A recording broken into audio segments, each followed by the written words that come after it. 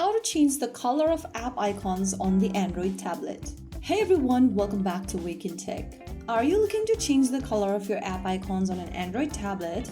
Whether you are using a Xiaomi Pad 7, Samsung Galaxy Tab, Lenovo tablet or other Android device, this guide will help you customize your home screen and give it a fresh new look. The first thing to do is to unlock your Android tablet and open up Settings. Inside the Settings app, scroll down and tap on Personalization. Under Personalization, select Icons.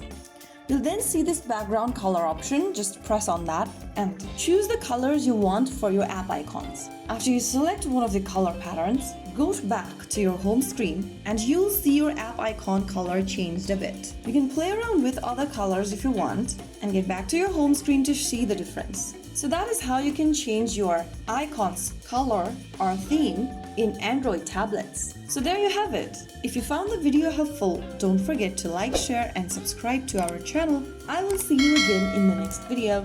Thank you for watching.